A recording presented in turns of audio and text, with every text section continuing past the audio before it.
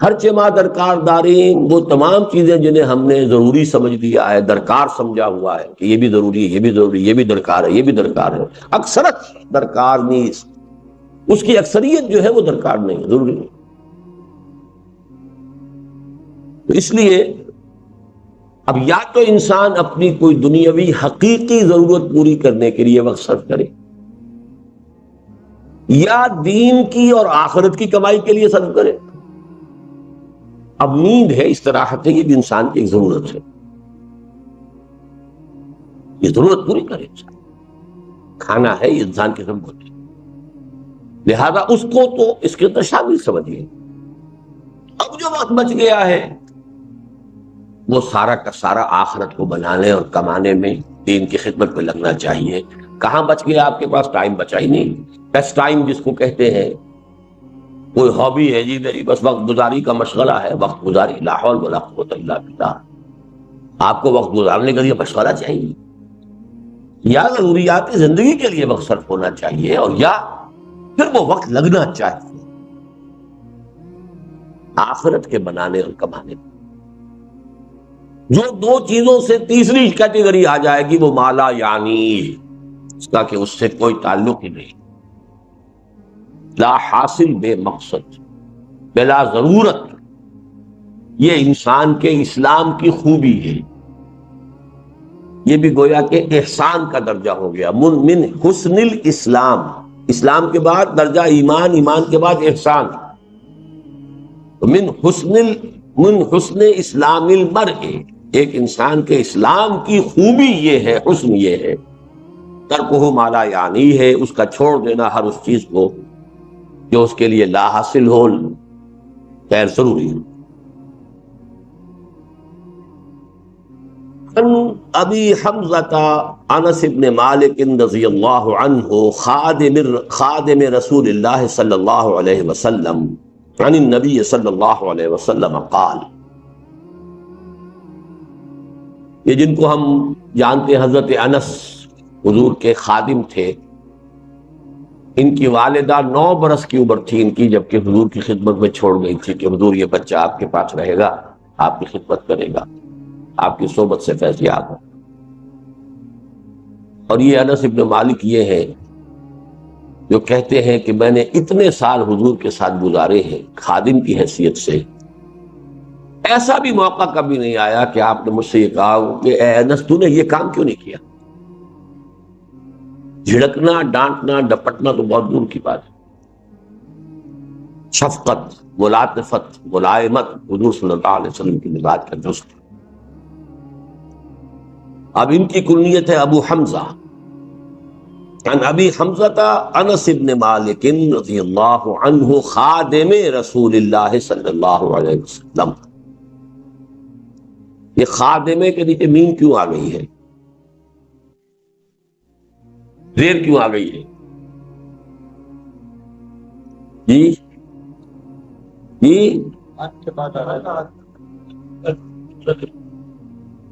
ان تو آ رہا انس سے پہلے، چلیے ٹھیک ہے، بدل کہہ لیں، صفت کہہ لیں، ٹھیک چلیے۔ عن النبی صلی اللہ علیہ وسلم، حضور سے روایت کیا، آپ نے فرمایا لا یؤمن احدکم حتی یحب لاخیہ ما یحب لنفسہ، رواہ البخاری و مسلم۔ اب یہ حدیث کے روایت کے اعتبار سے چوٹی کے درجے کی حدیثوں میں سے،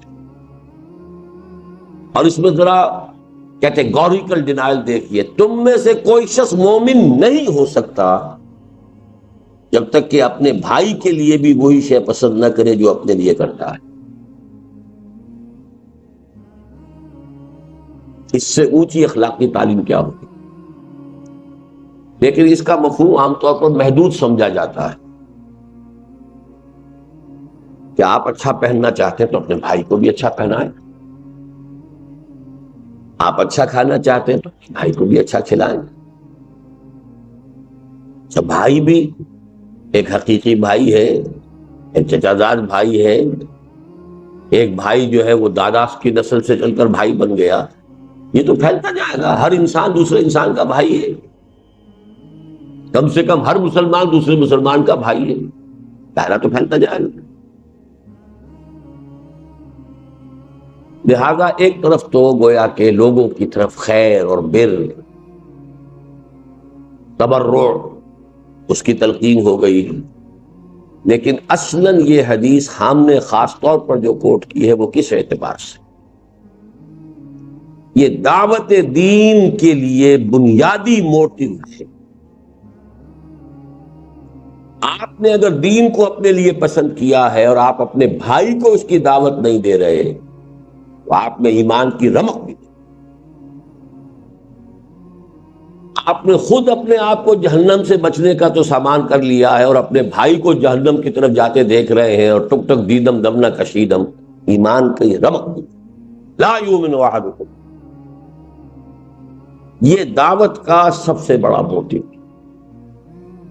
میرے بھائی، میری اولاد، میرے رشتہ دار، میری قوم، دائرہ وسیع ہوتا جائے گا۔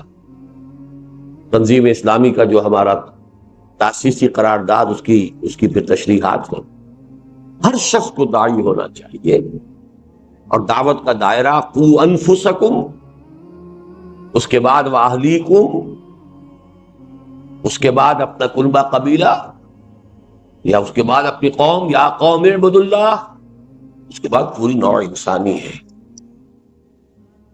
یہ سب سے بڑی خدمت خلق ہے، اس لیے کہ کھانا پینا پہننا یہ تو صرف اس دنیا سے متعلق ہے۔ جو آخری زندگی ہے، آخرت کی زندگی ہے، ابدی زندگی ہے، ہمیشہ کی زندگی ہے، اس کے خیر اور اس کی بھلائی میں آپ دوسروں کو شریک نہیں کرنا چاہ رہے، انہی طرف سے ایڑی چوٹی کا زور لگا دے، کوئی ریجیکٹ کرتا ہے تو وہ اس کے دل میں ہے، اس کی جواب دہی وہ خود اللہ کے ہاں کرے گا۔ لیکن اگر آپ نہیں کر رہے ہیں تو آپ اس حدیث کی زد میں آ جائیں گے، لا یؤمن احدکم حتی یحب لاخیہ ما یحب لنفسہ۔ اب ایک حدیث آ رہی ہے کہ جو اسلام کے قانونی نظام کی ایک اہم ترین شق ہے۔ عن ابن مسعود رضی اللہ عنہ، رضی اللہ تعالی عنہ، قال قال رسول اللہ صلی اللہ علیہ وسلم لا يحل دم امرئ مسلم الا باحدى ثلاث، السیب الزانی والنفس بالنفس والتارک لدینہ المفارق للجماعہ، رواہ البخاری و مسلم۔ یہ بھی پھر روایت کے اعتبار سے بہت اونچی حدیث ہے۔ نہیں حلال ہے کسی مسلمان کا خون، یعنی خون بہانا، اس کی جان لینا حلال نہیں ہے۔ لا یحل دم امرئ مسلم، کسی مسلمان انسان کا خون جائز نہیں ہے، خون بہانا، قتل کرنا جائز نہیں ہے، الا باحدى ثلاث، سوائے تین میں سے کسی ایک شکل کے۔ السیب الزانی، شادی شدہ زنا کرنے والا یا زنا کرنے والی، رجم، ظاہر بات ہے پتھر ماریں گے تو سر پھوٹے گا اور جسم کے اوپر لگے گا، خون بہے گا، مارنا ہے۔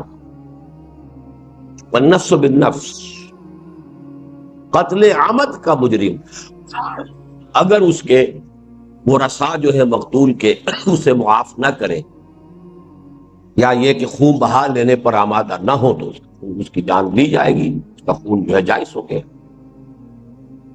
والتارک لدینہ، اور دین کو چھوڑ دینے والا مرتد، المفارق للجماعہ، جو جماعت کے اندر مفارقت پیدا کر رہا ہے، تفرقہ ڈال رہا ہے۔ یہ جو ہے تین شکلیں، یہ ہے مسلمان کے قتل۔ چوتھی شکل ہے کسی کافر حربی کے قتل، چنانچہ جو بھی ہمارے سورہ فرقان کے آخری رکوع میں بھی آتا ہے، والذین لا يدعون مع اللہ الہا آخر ولا يقتلون النفس التي حرم اللہ الا بالحق ولا يزنون۔ تو قتل جو ہے بالحق وہ صرف چار شکلیں ہیں۔ کافر بھی یہ نہیں کہ جس کافر کو جب چاہو قتل کر دو، کافر حربی ہو جس کے ساتھ جنگ ڈکلیئرڈ ہو، حربی کافر، اور اس کے بعد مسلمان جو ہے وہ تین شکلوں میں سے ایک۔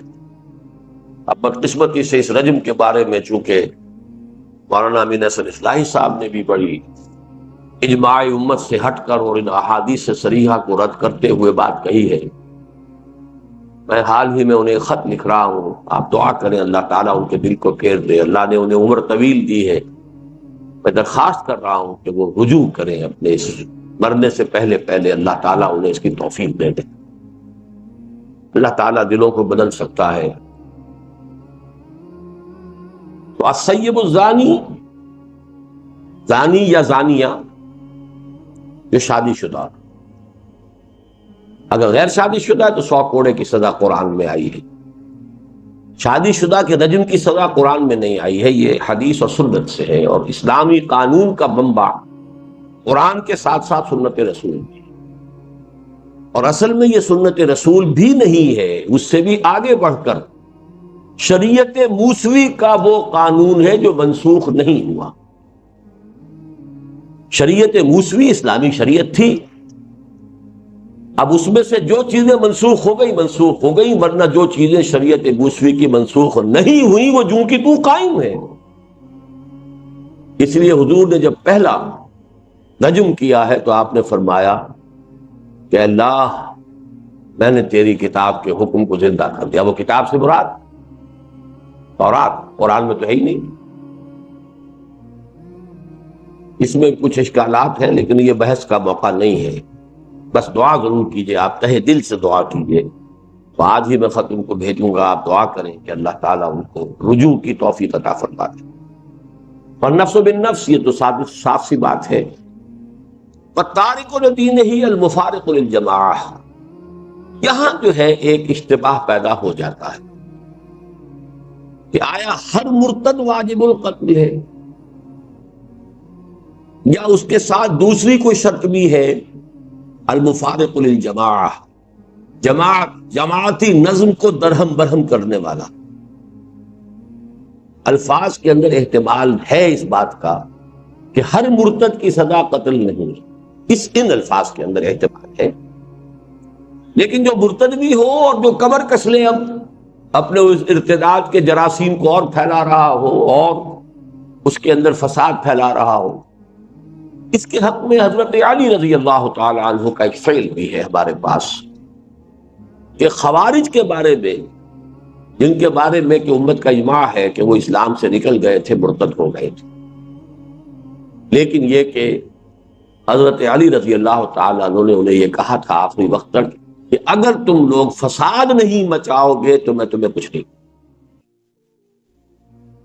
لیکن یہ بھی ایک بڑی فقہی بحث ہے، میں اس کی تفصیل میں جانا نہیں چاہتا اس وقت۔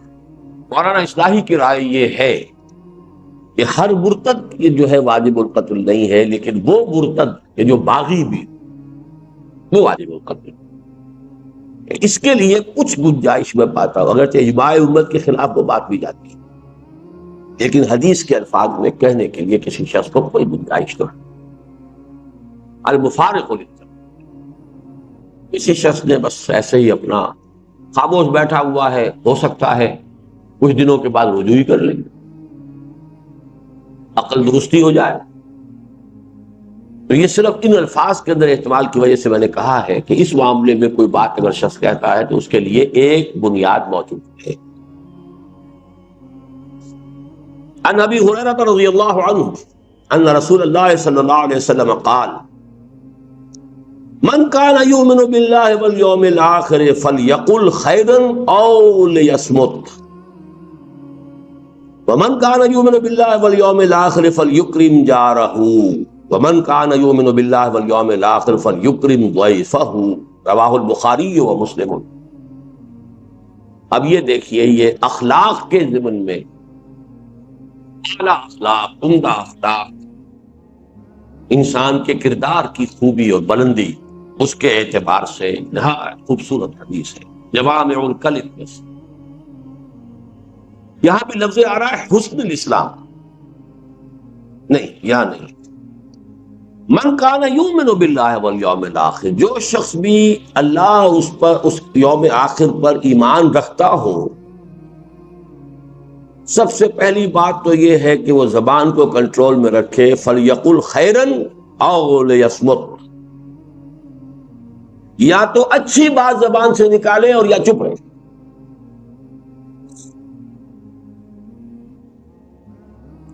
یہ ہم پڑھ چکے ہیں نا حضرت معاذ کی روایت میں، سکلت قومک یا معاذ،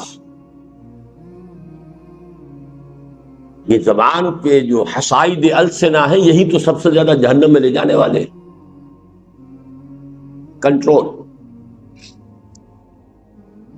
اسی لیے خطبہ نکاح میں جو آیات حضور پڑھتے تھے ان میں سورہ احزاب کی وہ آیت ہے، یا ایھا الذین آمنوا اتقوا اللہ وقولوا قولا سدیدا، یہاں خیر کہا، سدیدہ کہا، صاف سیدھی بات، عمدہ بات، زبان کا استعمال خیر میں ہونا چاہیے، شر میں نہیں ہونا چاہیے۔ اللہ کی دی ہوئی ایک امانت ہے، اللہ کی دی ہوئی ایک صلاحیت ہے، ایک بہت بڑا اللہ نے آپ کو ایک ذریعہ دیا ہے اظہار ما فی الضمیر کا، اس سے خیر قبول میں آئے۔ من کان یؤمن باللہ والیوم الآخر فلیقل خیرا او لیصمت، خاموش رہے، بولنا کو ضروری ہے۔ اسی لیے من صمت نجا، جو خاموش رہا اس کی نجات ہو جائے گی۔ مطلب یہ کہ جو کم سے کم گویا ہو وہ گویا کہ زیادہ سے زیادہ محفوظ ہے۔ زیادہ جو ہے گویائی جو ہے وہ یابا گوئی کے اوپر کی طرف بھی انسان کو لے جا سکتی ہے۔ بسیار گوئی جو ہے اس میں اندیشے زیادہ ہیں، کم گو ہونا یہ در حقیقت میچورٹی کی دلیل ہے، آدمی میچور انسان۔ ومن کان یؤمن باللہ والیوم الآخر فلیکرم جارہ، اور جو شخص بھی اللہ اور اس کے اور آخر پر ایمان رکھتا ہو۔ اب دیکھیں یہاں پر ایمان بالرسول کا ذکر نہیں ہو رہا، کیوں نہیں ہو رہا؟ ایک تو چونکہ حضور خود کہہ رہے ہیں تو بار بار اپنے اوپر ایمان کو ریپیٹ کرنا یہ بھی ایک بابرمت انسان کے لیے ذرا کوفت کی چیز۔ دوسری بات کیا ہے کہ یہاں موٹیوز کی گفتگو ہو رہی ہے، موٹیو دو ہی ہے، اللہ کو راضی کرنا، آخرت کی سزا سے بچنا۔ اعمال میں وہ جو آیت البر کا جو درس ہے ہمارا درس نمبر 2، کہ نیکی کا موٹیو وہ ایمان باللہ اور ایمان بالآخرت سے متعلق ہے، نیکی کی فارم اور اس میں توازن یہ ایمان بالرسالت سے متعلق۔ تو یہاں موٹیوز کی بات ہوگی۔ ومن کان یؤمن باللہ والیوم الآخر فلیکرم جارہ، اب اس پر لازم ہے کہ وہ اپنے پڑوسی کا اکرام کرے، عزت کرے، احترام کرے، اس کی عزت نفس کو مجروح نہ کرے۔ کوئی غریب ہے تو ایسا نہ ہو کہ تمہارے عللوں تللوں سے اس کا دل مجروح ہو، اس کے بچوں میں احساس محرومی پیدا ہو۔ یہ وجہ کہ فرمایا کہ اگر اپنے بچوں کے لیے پھل لے کر آؤ تو اپنے پڑوس میں ضرور بھیجو، اور اگر اتنے ہی کم لا سکتے ہو کہ نہیں بھیج سکتے تو کم سے کم چھلکے دروازے کے باہر مت پھینکو۔ پڑوسی کا بچہ نکلے گا باہر اور اسے معلوم ہو کہ اس گھر میں آج آم کھائے گے، اب وہ احساس جو ہے محرومی کا اس میں شدت سے پیدا ہو، جا کر کہیں دور پھینکاؤ۔ اس درجے باریک بینی کے ساتھ جو ہے یہ اخلاق حسنہ کی تلقین محمد رسول اللہ صلی اللہ علیہ وسلم۔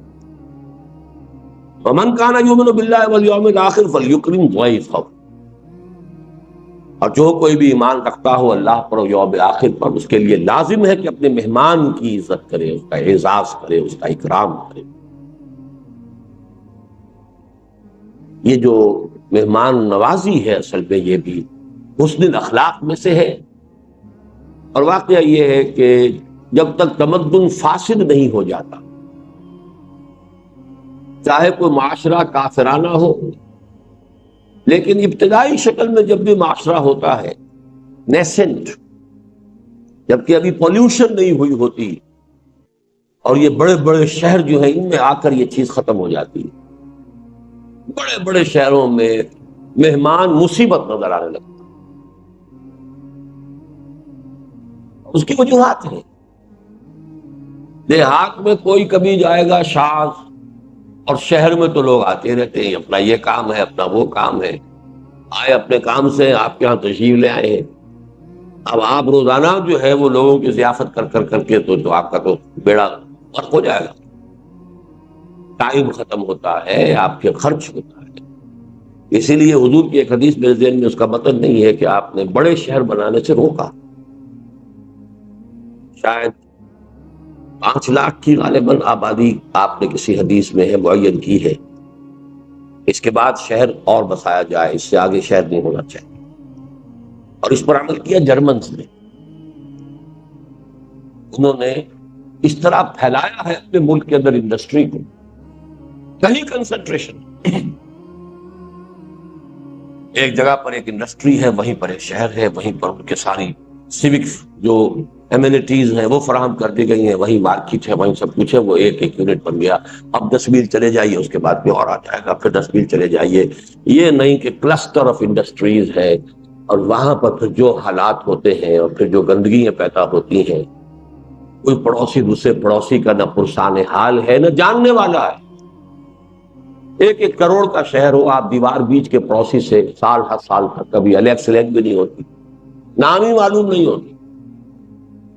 تو یہ در حقیقت حضارت جس کو کہتے ہیں اور مدنیت مدینہ شہر سے ہے. یہ شہری زندگی کی لعنتوں میں سے ایک لعنت ہے.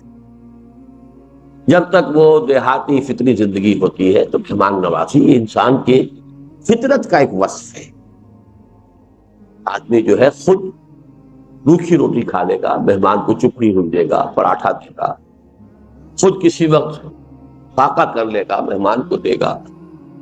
فَلْيُكْرِمْ ضَيْفَهُ، سے چاہیے کہ اپنے ضیف کا وہ ہے وہ اکرام کرے. عن ابی ہریرہ رضی اللہ عنہ ان رجلا قال للنبي صلی اللہ علیہ وسلم اوصنی قال لا تغضب فردد مرارا قال لا تغضب. رواہ البخاری رحمہ اللہ.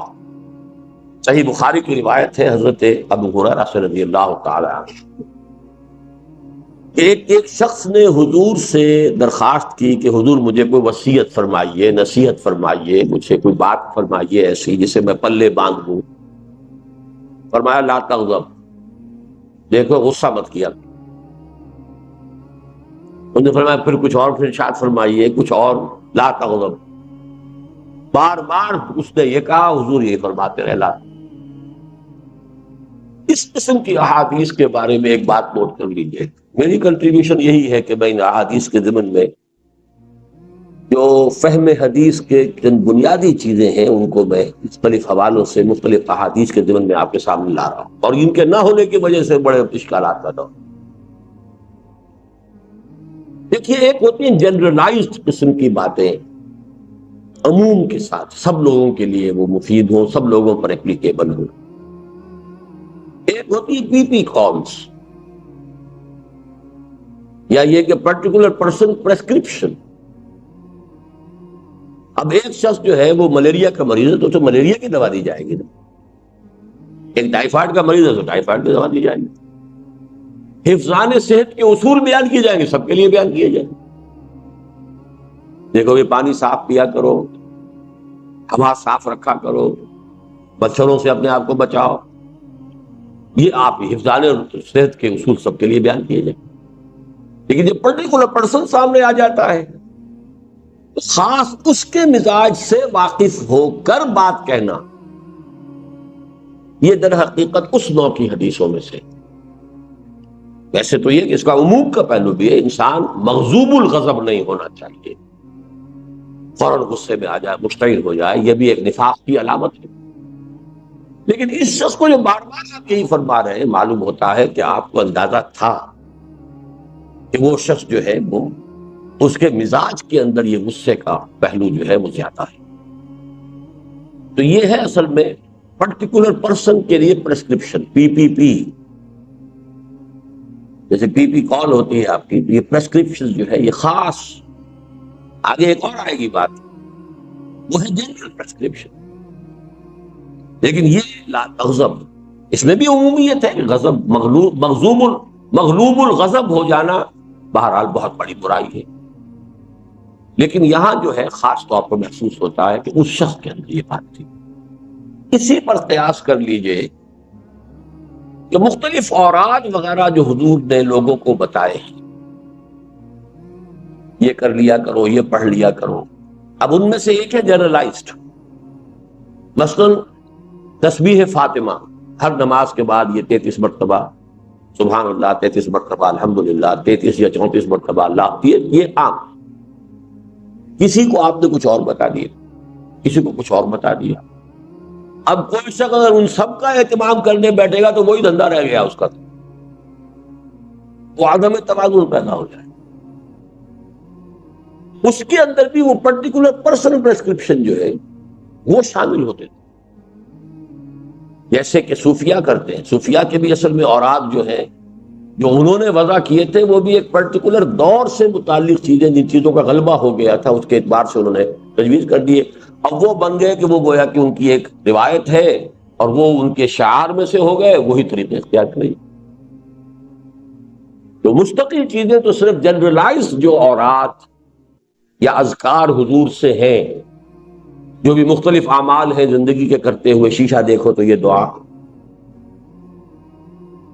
بیت الخلاء میں داخل ہو تو یہ دعا، باہر نکلو یہ جنرلائزڈ ہے، اور یہ وہ چیزیں ہیں جس میں وقت لگتا ہی نہیں، تو آدمی کام وہی کرتا ہے اور دماغ کہیں جو ہے وہ شیطان کے پاس گروی رکھا ہوا ہے، یا یہ کہ آپ نے اس وقت اللہ کو یاد کر لیا اور وہ ذکر کیا حضور کے الفاظ کے ذریعے سے، تو دو نسبتیں حاصل ہو گئی کہ اللہ سے بھی نسبت ہو گئی کہ اللہ کو یاد کیا، اور چونکہ ان الفاظ سے یاد کیا جن سے حضور یاد فرماتے تھے تو نسبت جو ہے رسول کے ساتھ بھی حاصل ہو گئی۔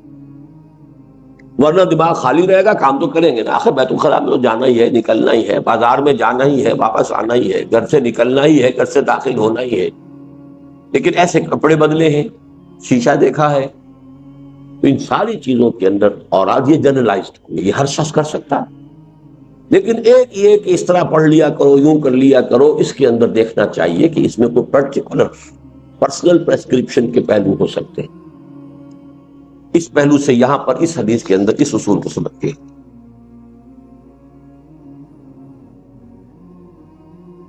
عن ابی یعلا شداد ابن اوس رضی اللہ عنہ عن رسول اللہ صلی اللہ علیہ وسلم، حضرت شداد ابن اوس رضی اللہ تعالی عنہ جن کی کنیت ہے ابو یعلا، وہ روایت کرتے ہیں اللہ کے رسول سے صلی اللہ علیہ وسلم، ان اللہ کتب الاحسان علی کل شیء، اللہ تعالی نے احسان لازم کر دیا ہے ہر معاملے۔ اب یہاں احسان کس معنی میں آ رہا ہے؟ ایک احسان ہوتا ہے کسی پر احسان کرنا، اس کی کوئی تکلیف رفع کرنا، اس کی کوئی ضرورت پوری کرنا، اس کی کوئی خدمت بجا لانا، یہ احسان ہے، آپ کا مجھ پر احسان ہے، فلاں نے فلاں پر احسان کیا ہے۔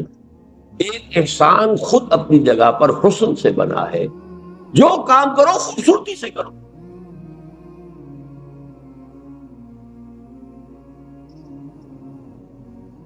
اور وہ احسان اسلام جو ہے اسلام پر تمہارا عمل خوبصورتی کے ساتھ، ایک ہے نماز جیسے ہوئی مارے باندھے پڑھ لی ہے، ٹکرے مار لی ہے، نماز تو چلیے شاید ہو ہی گئی ہو، خوبصورت نماز تو نہ ہوئی نا، تمہاری نماز خوبصورت ہونی چاہیے، تمہارا ہر جو ہے فعل جو ہے اس کے اندر حسن ہونا چاہیے۔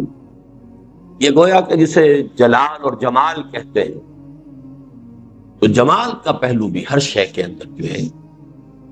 اب اس کی مثال دیکھیے، فَإِذَا قَتَلْتُمْ فَأَحْسِنُوا الْقَتْلَ، قتلہ اگر قتل کرنا ہے تو خوبصورتی سے قتل کرو۔ اسی لیے یہ جلاد پیشہ بنا ہے۔ عام آدمی سے کہا جائے اس کی گردن مار دو تو گردن مارے گا، تو ممکن ہے کہ وہ آدھی کٹے آدھی نہ کٹے اور وہ تڑپے۔ یہ پیشہ کیوں بنا ہے؟ جس کی گردن مارنی ہے ایک ہی واٹ کے اندر اس سے اتنی مشق ہوتی ہے، اور یہ سعودی عرب میں اب بھی ہوتا ہے، میدان العدل میں جب یہ نہیں کہ اب وہ بکری کو ذبح کرنا ہے، اب وہ کھلی چھری لے لیے، رگڑے جا رہے وہ اپنے جو ہے بیچاری جو ہے اس کی جان کے اوپر بنی ہوئی ہے، آپ تیز چھری کریں تاکہ یہ کہ ایک دو مرتبہ کے اندر اس کی وہ منزل جو ہے وہ اس میں سے گزر جائے۔ قتل تو کرنا ہے، ذبح تو کرنا ہے، لیکن اس میں بھی حسن اور خوبی، حسن ادا، حسن عمل، اس کو ملحوظ رکھو۔ ان اللہ كتب الاحسان على كل شيء فاذا قتلتم فاحسنوا القتلة واذا ذبحتم فاحسنوا الذبح وليحد احدكم شفرته، اور چاہیے کہ تم میں سے ہر شخص اپنی چھری کو تیز کر لیا کرے، ولیرح ذبیحته، اور اپنے ذبیحے کو راحت پہنچائے، یعنی ورنہ یہ کہ اس کے لیے جو ہے وہ کس قدر کوفت کا، اس کے لیے اس کے بھی احساسات ہیں، اس کی بھی جان ہے، تو جتنی کم سے کم مدت اس پر اس کیفیت میں گزرے یہ اس کا احسان ہے۔ تو اسلام کا احسان وہ ہے ان تعبد اللہ کانک تراہ فإن لم تکن تراہ فإنہ یراک۔ عن ابی ذر جندب بن جنادہ و ابی عبد الرحمن معاذ بن جبل رضی اللہ عنہما عن رسول اللہ صلی اللہ علیہ وسلم، حضرت ابو ذر جو ہے وہ اپنی کنیت ہی سے مشہور ہیں، یا آج میں پہلی مرتبہ نام بھی پڑھ رہا ہوں آپ کا، جندب بن جنادہ، جنادہ کے بیٹے جندب جن کی کنیت ابو ذر رضی اللہ تعالی عنہ، وہ عبد الرحمن معاذ بن جبل، تو ابھی عبد الرحمن معاذ بن جبل، اور حضرت معاذ بن جبل جو ابو عبد الرحمن ہیں رضی اللہ عنہما، ان دونوں سے اللہ راضی ہو جائے۔ کون سے دونوں؟ ابو ذر اور حضرت معاذ۔ اب دیکھیے ابو ذر کا نام کسی کو معلوم نہیں، صرف کنیت معلوم ہے ابو ذر۔ معاذ بن جبل کی کنیت کسی کو معلوم نہیں، نام معلوم ہے معاذ بن جبل۔ لیکن یہ دو راوی ہیں، دو صحابی ہیں کہ جو روایت کر رہے ہیں۔ عن رسول اللہ صلی اللہ علیہ وسلم قال اتق اللہ حیث ما کن واتبع السیئۃ الحسنۃ تمحها وخالق الناس بخلق حسن، رواہ الترمذی وقال حدیث حسن، وفی بعض النسخ حسن صحیح۔ یہ امام ترمذی نے اس کو روایت کیا ہے، بعض نسخوں میں تو اس کو حدیث حسن صرف کہا ہے اور بعض میں حدیث حسن صحیح کہا ہے، یہ روایت کے درجے کے اعتبار سے ہے۔ اب یہ تین اس میں ہدایات آئی ہیں، جوامع الکلم تین۔ پہلی بات اتق اللہ حیث ما کنت، جہاں کہیں بھی ہو اللہ کا تقوی جو ہے وہ تم سے چھوٹنے نہ پائے۔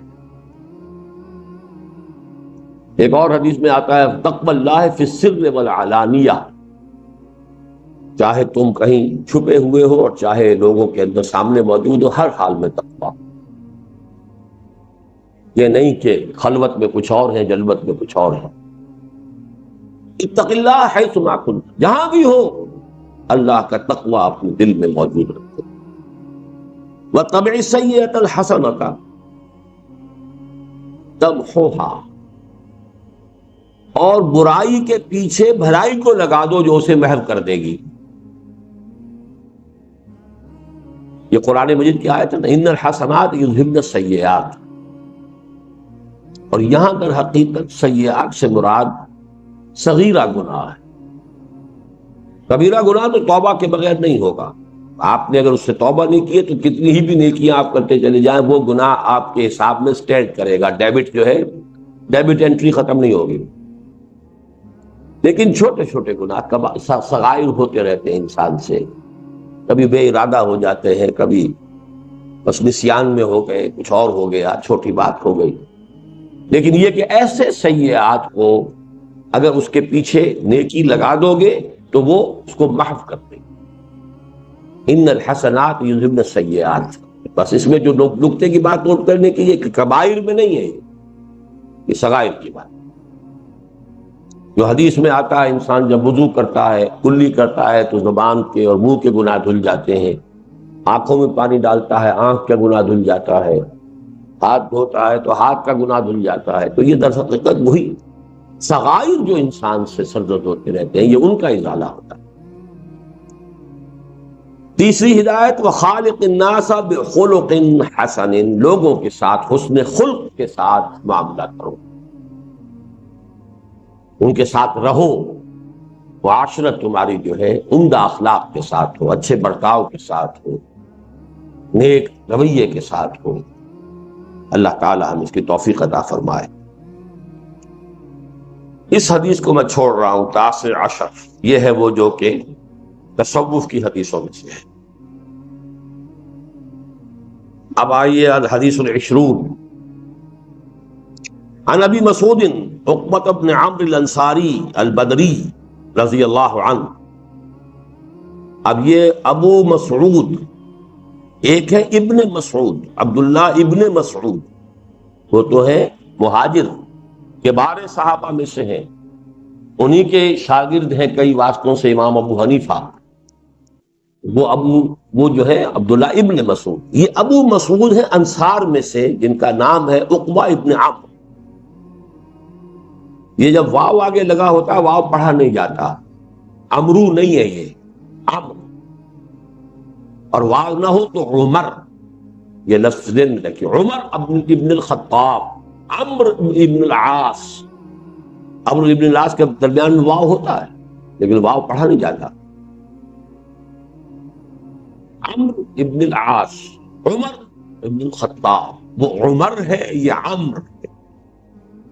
تو ان کا نام بھی عمرو ہے الانصاری، عقبہ ابن عمرو الانصاری، جن کی کنیت ابو مسعود ہے رضی اللہ عنہ. قال قال رسول اللہ صلی اللہ علیہ وسلم ان مما ادرک الناس من کلام النبوۃ الاولى اذا لم تستحِ فاصنع بما شئت فاصنع ما شئت، رواہ البخاری، بخاری کی روایت. حضور نے فرمایا کہ سابقہ انبیاء کی تعلیمات میں سے جو چیز لوگوں نے پائی ہے، یعنی چونکہ بہت سی تعلیمات جو ہیں وہ تو گم ہو گئی، محفوظ نہیں رہی. نبوت الاولیٰ جو ابتدائی نبوتیں تھیں، انبیاء تھے، ان کی تعلیمات کا اکثر و بیشتر حصہ تو ضائع ہو گیا، گم ہو گیا. ان مما ادرک الناس من کلام النبوۃ الاولیٰ، ابتدائی نبوت کے کلام میں سے لوگوں نے جو کچھ پایا ہے، اس میں سے ایک بات یہ بھی ہے، مما صرف یہی نہیں ہے، اس میں سے ایک بات یہ بھی ہے، بہت پیاری بات ہے، اذا لم تستحِ فاصنع ما شئت، جب تم میں حیا ہی نہ رہے تو کرو جو چاہو.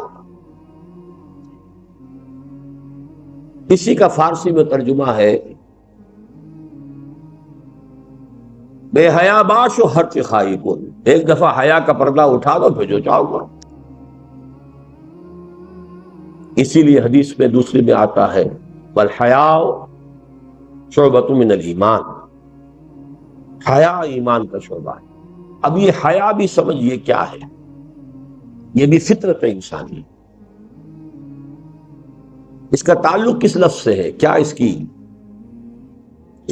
کا روٹ کیا ہوگا؟ ہا یا واو؟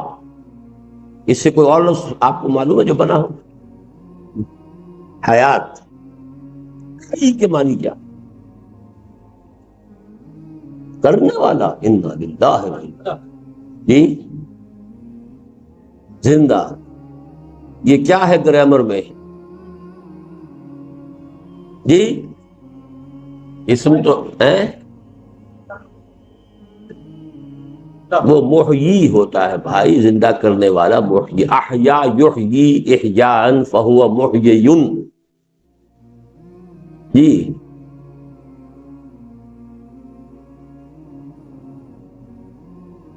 امتحان لیتے رہنا چاہیے.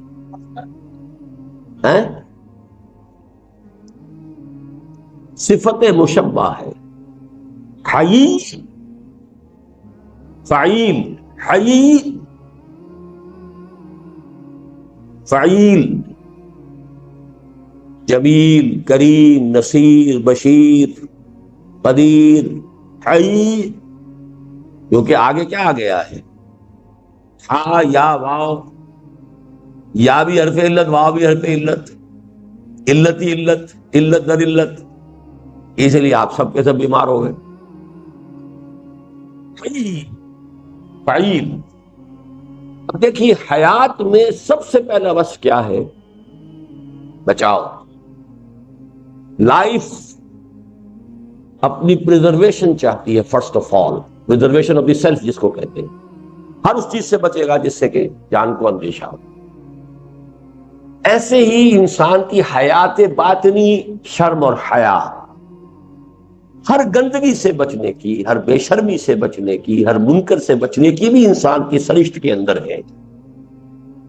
یہ ہے اس کی حقیقت حیا، کہ ایک حیات ظاہری ہے، حیات حیوانی ہے، حیات مادی ہے، جس طریقے سے اس کا پہلا انسٹنکٹ ہے preservation of the self, protection of the life. بچے گا، بھاگے گا، خطرہ جہاں ہے بھاگے گا. اسی طریقے سے حیات باطنی ضمیر کی زندگی کے لیے ہر شے سے، بے شرمی سے بھاگے، عریانی سے بھاگے، اور اسی قسم کے منکرات سے بھاگے. گریز، یہ ہے حیا. جب فطرت مسخ ہو گئی، یہ حیا ختم ہوئی. اس کو بھی نوٹ کر لیجئے. یہ بات ظاہر بات ہے آپ کو کوئی محدث تو نہیں بتا سکتا جس نے زوالوجی، باٹنی، فزیولوجی نہ پڑھی ہو. ہمارے دماغ کا ہائیسٹ فنکشن جو ہے وہ حیا ہے. Shyness and fear human brain کے ہائیسٹ فنکشن ہیں. Shyness and fear. شراب کا عمل کیا ہوتا ہے کہ وہ اوپر سے ڈپریس کرنا شروع کرتی ہے. سب سے پہلے ہائیسٹ فنکشنز کو ناک آؤٹ کیا. حیا اور فیئر ختم ہوا، انسان میں جرأت زیادہ ہو گئی. اب لڑے گا تو خوب لڑے گا، بحث کرے گا تو زیادہ کرے گا. گانا والا خوب گانا گائے گا، اسے شرم ہی نہیں ہوگی. ورنہ ایک جھجک سی رہتی ہے، لوگ کیا کہیں گے، لوگ کیا سمجھیں گے، میری غلطی پکڑ لیں گے، کیا ہوگا. یہ سب حیا ایک طرف ہوئی. اب وہ جو ریزلٹنٹ ایکٹیویٹی ہوتی ہے وہ بڑھ جاتی ہے. حیا کا ریسٹرینٹ ختم ہوا، فیئر کا ریسٹرینٹ ختم ہوا، جری ہو گیا. وہ جری نہیں ہوا، وہ اصل میں اس پر سے فیئر کا ریسٹرینٹ ختم ہو گیا. Highest function of the brain has been knocked out. تو ریزلٹ نکلا یہ کہ وہ زیادہ جری نظر آ رہا ہے تو وہی کچھ جو کچھ پہلے تھا اس کے اندر، اس سے زیادہ طاقت تو نہیں آ گئی. اس میں طاقت تو وہی کچھ ہے. اب کوئی گاما پہلوان تو نہیں وہ بن گیا کہ پہلے نہیں تھا اب بن گیا. جو کچھ تھا وہی ہے، لیکن یہ کہ اس میں سے وہ فیئر کا ایلیمنٹ کب ہو گیا. تو بظاہر وہ جرأت زیادہ ہے، بہادری زیادہ ہے، لڑنے مرنے پر آمادہ ہے. اسی طریقے سے شرم، شائنس. اب یہ دونوں الفاظ جو ہیں، فیئر اینڈ شائنس. شرم کا پردہ اٹھا، بچاؤ کرو. بے حیا باش و ہٹ خواہی کن دو ہے. اذا لم تستحی فاصنع ما شئت.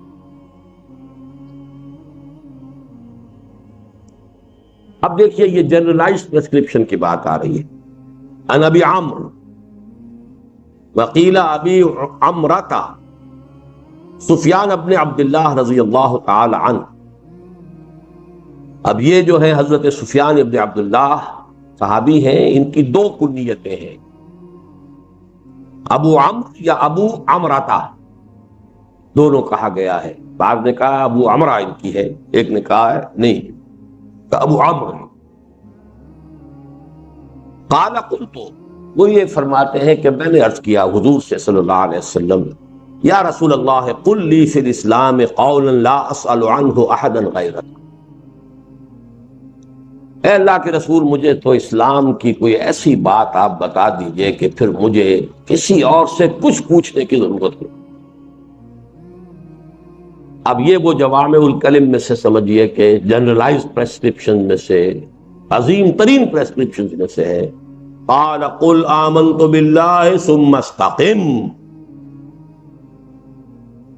آپ نے فرمایا کہو میں ایمان لایا اللہ پر، اور پھر جم جاؤ. یہ جم جانے ہی میں استقامت میں کہا کرتا ہوں قیامت مضمر ہے. اللہ کو تم نے مان لیا تو اب اللہ کی اطاعت کرو، یہ استقامت ظاہری ہے. اللہ کی رضا پر راضی رہو، یہ استقامت باطنی ہے. اللہ پر توکل کرو، یہ استقامت باطنی ہے. تو سارے ایمان کے ثمرات جم جاؤ اس پر کرو.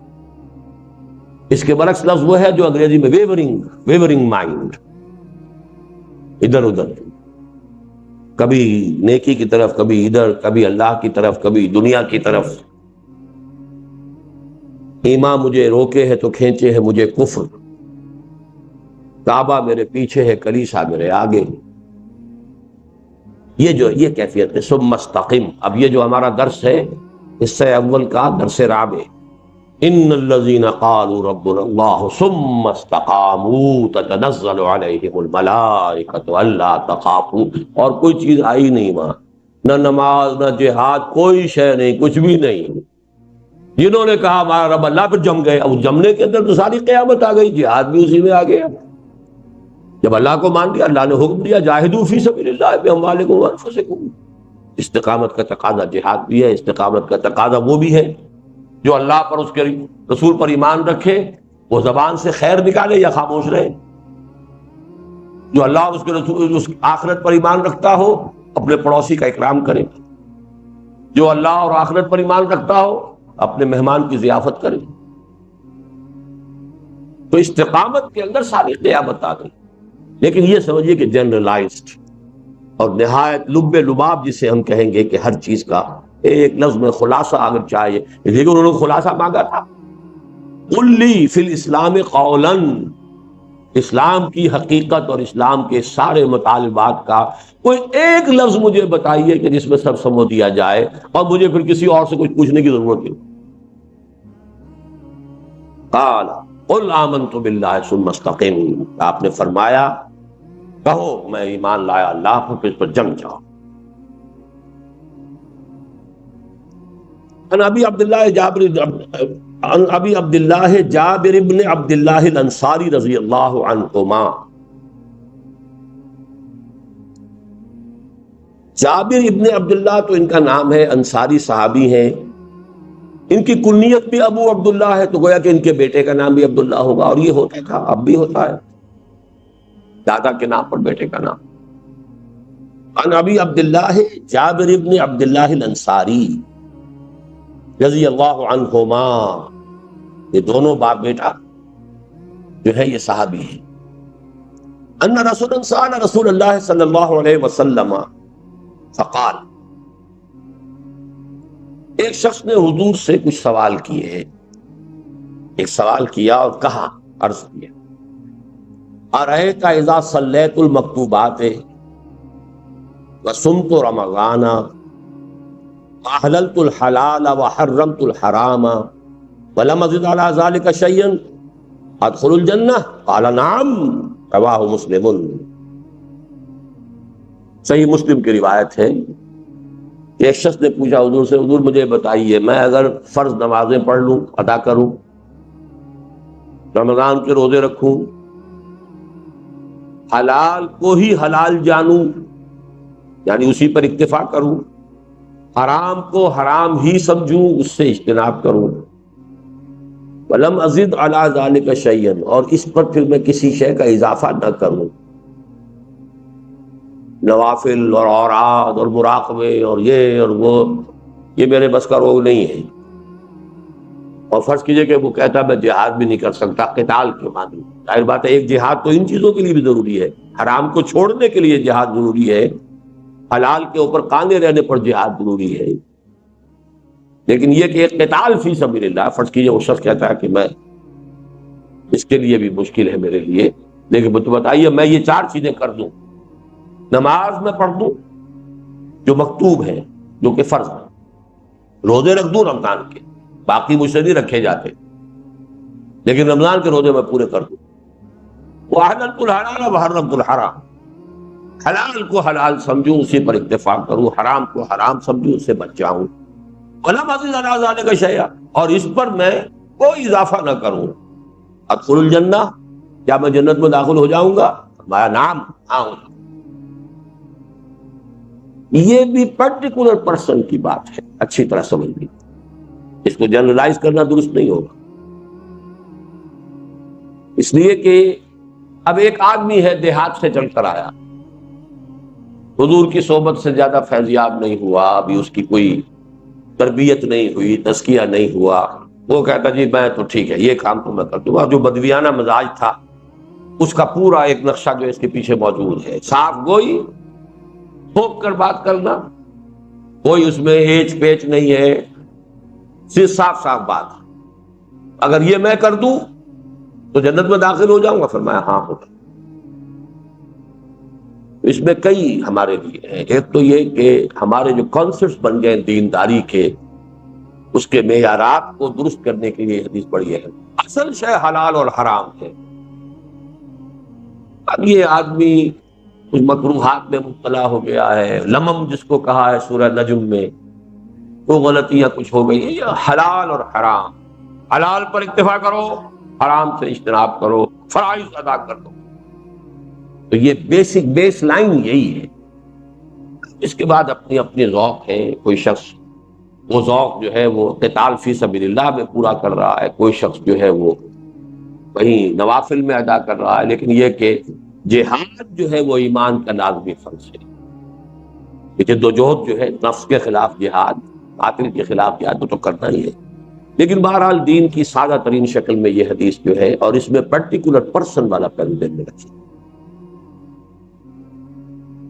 عن ابی مالک الحارث ابن عاصم الاشعری رضی اللہ عنہ قال قال رسول اللہ صلی اللہ علیہ وسلم،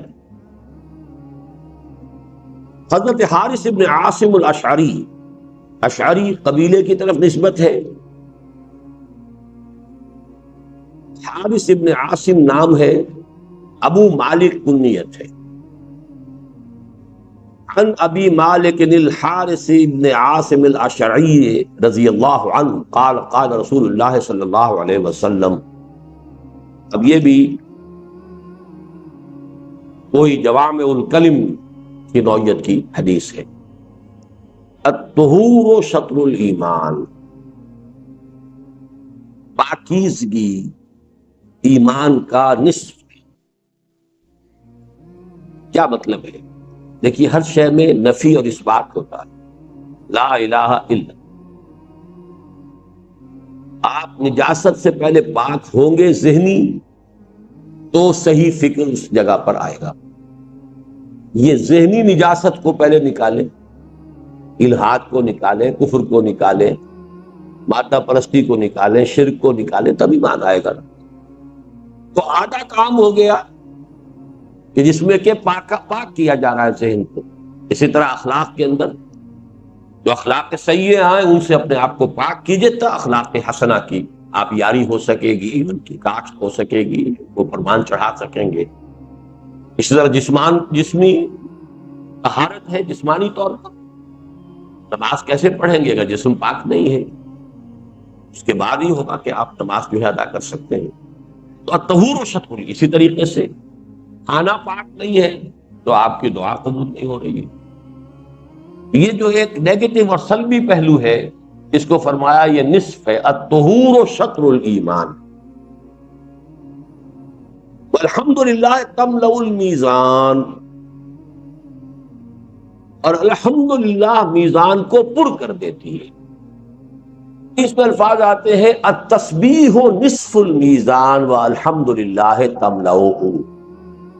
یہ تو مسبحات کے شروع میں اکثر یہ حدیث بیان کرتا ہوں۔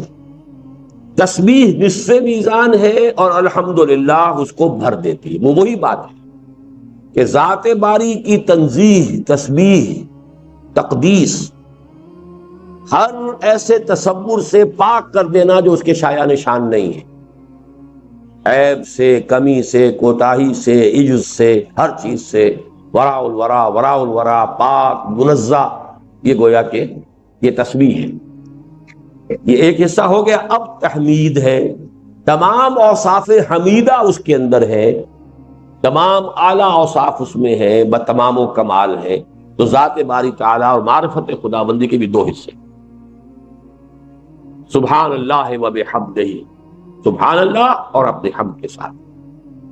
یہاں محسوس ہوتا ہے کہ وہ ٹکڑا کہیں حذف ہو گیا ہے راوی سے، اس لیے کہ تملؤ تو آ گیا، لیکن جیسے وہاں کا طہور و شطر الایمان، وہ جو ایک نیگیٹو ایسپیکٹ تھا، وہ یہاں پر آنا چاہیے۔ سبحان اللہ یا تسبیح نصف المیزان والحمد للہ تملؤہ، ایک حدیث کی روایت کے الفاظ یہی ہے جو میں اب آپ کو سنا رہا ہوں، لیکن بہرحال یہاں صرف دوسرا ٹکڑا آیا ہے، الحمد للہ تملأ المیزان وسبحان اللہ والحمد للہ تملأان، اور یہ سبحان اللہ اور الحمد للہ تو دونوں مل کر بھر دیتے ہیں۔ یہاں وہ مفہوم ادا ہو گیا جو میں نے عرض کیا کہ آدھا پورا ہو گیا اس سے کہ سبحان اللہ، اللہ پاک ہے، ہر نقص سے، ہر عیب سے، ہر ضعف سے، ہر عجز سے، ہر کوتاہی سے پاک۔ اب آپ نے الحمدللہ جو رب العالمین ہے، جو ہر شے پر قادر ہے، جو ہر چیز کا جاننے والا ہے، الحی ہے، القیوم ہے، یہ حمد ہے۔ وہ سبحان اللہ والحمدللہ تملأان، اور تملأ ما بین السماء والارض، یا بھر دیتا ہے یہ کلمہ آسمان اور زمین کے درمیان کل فضا کو، یعنی کل معرفت خداوندی ان دو کلمات کے اندر ہے،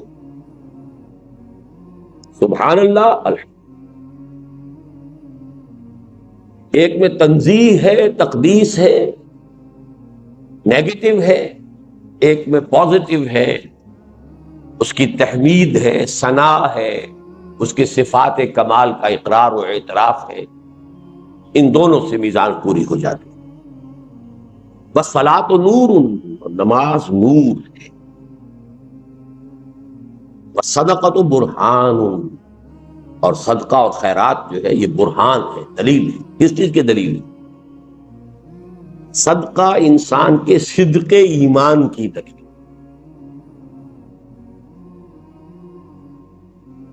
صلاۃ نور کیوں ہے؟ اس لیے کہ ان نور ذات باری تعالی ہے، اور اس کی یاد کا جامع ترین ذریعہ نماز ہے۔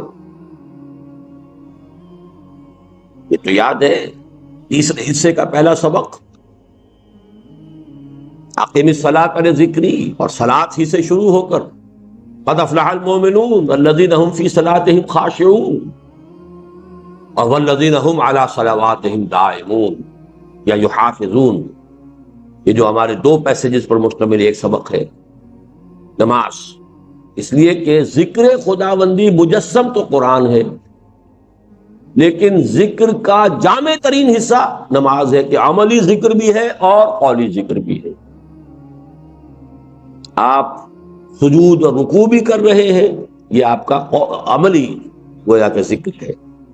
الطہور شطر الایمان والحمد للہ تملأ المیزان، سبحان اللہ والحمد للہ تملأان او تملأ ما بین السماء والارض، والصلاۃ نور، نور کیوں ہے؟ اللہ نور السماوات والارض، اور اللہ کے ساتھ آپ کا ذہنی اور قلبی رشتہ استوار ہوتا ہے نماز سے۔ قرآن بھی نور ہے، فآمنوا باللہ ورسولہ والنور الذی انزلنا، تو ذکر جو ہے در حقیقت وہ نور ہے، اور ذکر کی جامع ترین صورت نماز ہے۔ بس صدقۃ برہان، برہان کس بات کی؟ کہ انسان صادق الایمان شخص ہے، صدقہ صداقت ایمان کی علامت ہے۔ قرآن مجید سے کوئی روایت، کوئی آیت پیش کریں گے؟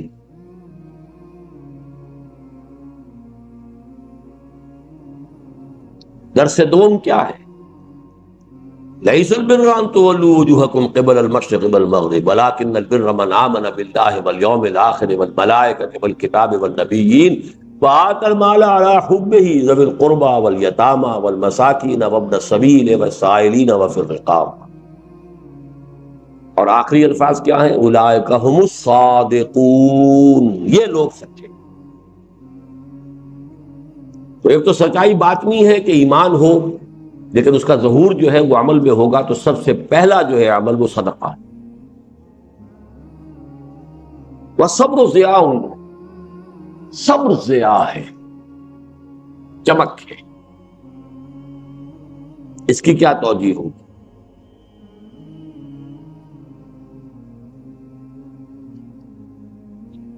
جی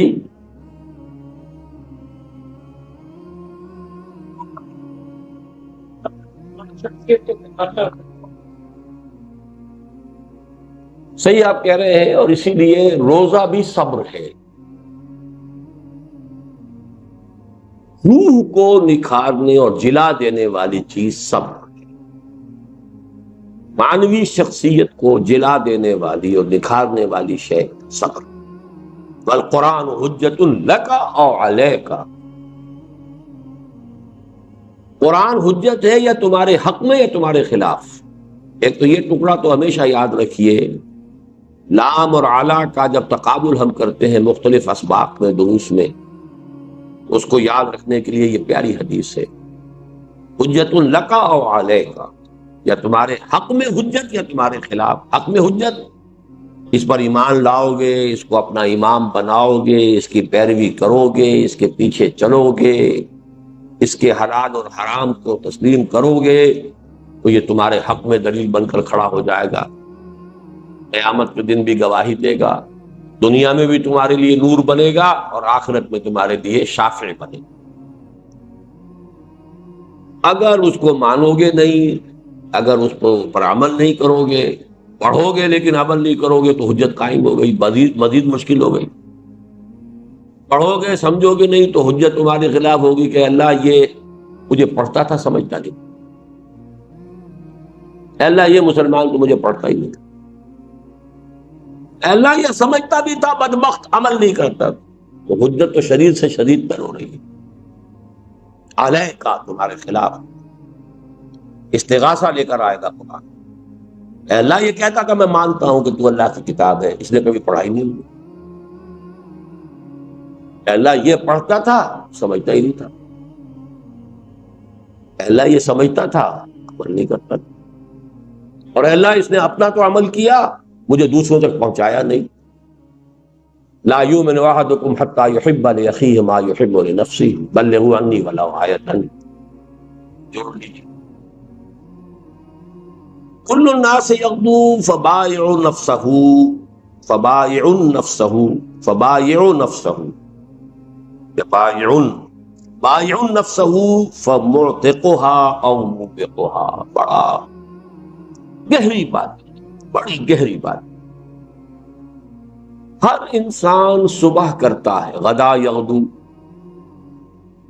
صبح ہوئی آنکھ کھلی، فبائع نفسہ،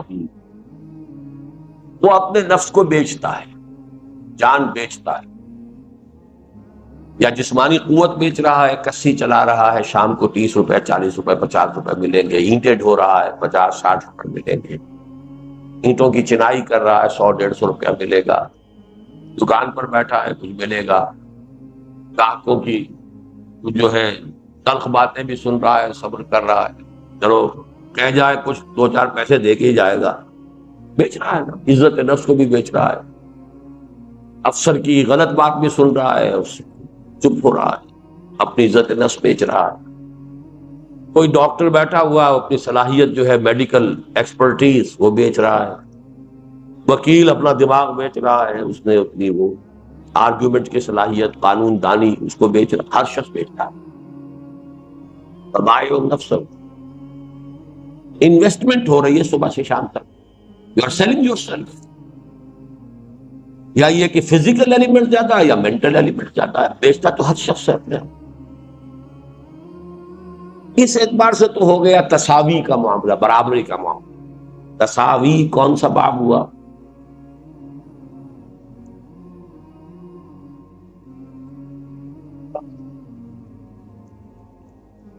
کچے ہیں، میں نے آپ کو بتایا ہے کہ باب 8 پکے ہو جائیں تو آدھی عربی آ جائے گی. کیوں؟ تساوی 3 سے الف واو یہ مساوات سے، مساواتن باب مفاعلہ ہو گیا.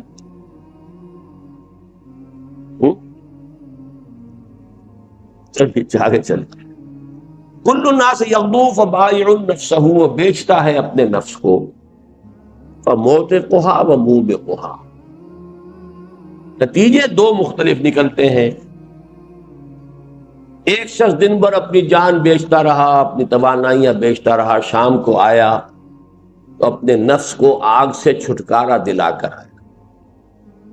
کوئی حرام کام نہیں کیا، کوئی جھوٹ نہیں بولا، کوئی وعدہ خلافی نہیں کی، کوئی خیانت نہیں کی، تو اپنے اعتاق کہتے ہیں آزاد کر، آتاقا آزاد کیا، آزاد کرتا ہے اپنے نفس کو. مشقت جھیلی لیکن کم سے کم یہ تو ہو گیا. دوسرا وہ بدبخت ہے مشقت جھیلتا ہے اور شام کو لے کر آتا ہے تو گناہ کا کی ایک پنڈ جو ہے وہ بھی لے کر آتا ہے ساتھ، اپنے نفس کا بیڑا غرق کر کے بھی آتا. خسرت دنیا والآخرہ، دن بھر کی مشقت بھی جھیلی اور آخرت کا عذاب لے کر منہ بے بہا یا اسے ہلاکت کر. حکیمانہ قول لقد خلقنا الانسان فی کبد، ہم نے انسان کو پیدا ہی کیا ہے مشقت میں. مشقت تو لابد منہ ہے، ہر حال میں مشقت تو ہونی ہی ہونی ہے. مومن کی بھی مشقت ہے، کافر کی بھی مشقت ہے، ملحد کی بھی مشقت ہے. دنیا تو قید حیات و بند غم اصل میں دونوں ایک ہے. موت سے پہلے آدمی غم سے نجات پائے. کیوں؟ یہ تو ہر ایک کو ہی کرنا ہے. غم بھی ہے، صدمے بھی ہیں، ہر ایک کے لیے ہے. کسی کو سلطنت چھوٹنے کا صدمہ ہے، کسی کا بیٹا مر گیا اس کا صدمہ ہے. صدمہ تو ہے صدمہ، کسی کا مال جو ہے وہ ختم ہو گیا اس کا صدمہ ہے، لیکن صدمہ تو ہر ایک کے لیے ہے. قید حیات و بند غم اصل میں دونوں ایک ہیں. جب تک یہ قید حیات ہے بند غم بھی لگا رہے گا. موت سے پہلے آدمی غم سے نجات پائے. کیوں؟ لیکن بدبختی در بدبختی کیا ہے کہ اب تو گھبرا کے یہ کہتے ہیں کہ مر جائیں گے، اور مر کے بھی چین نہ آیا تو کدھر جائیں. وہاں جا کر بھی اگر جہنمی کے حوالے کر دیے گئے. یہ ہے اصل فرق سارا. صرف سورۃ العصر کا یہ خلاصہ ہے، اور میرے اس کتاب میں یہ اشعار موجود ہیں. رواہ مسلم، اگلی حدیث بھی چھوڑ دیجئے، یہ بھی تصوف کی حدیث ہے.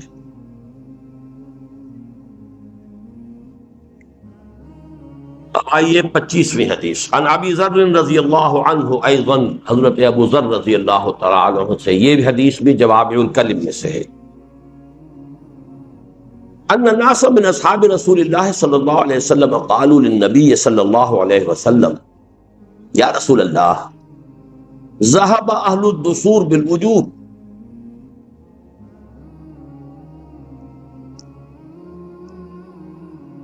حضور کے صحابہ میں سے کچھ لوگوں نے حضور سے عرض کیا. اب یہاں نا سارا ایک شخص نہیں ہے، اس کو ذہن میں رکھیے. صحابہ میں جو کچھ طبقات شمار کیے جاتے ہیں ان میں سے ایک اصطلاح ہے فقراء صحابہ، ایک ہے فقہاء صحابہ، ایک ہے کبار صحابہ، ایک ہے صغار صحابہ وغیرہ.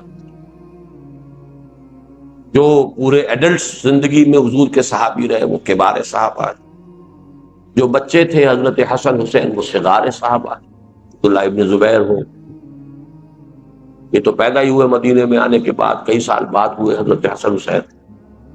حضور کے وفات کے وقت کتنی عمر ہوگی؟ 8 سال 5 سال.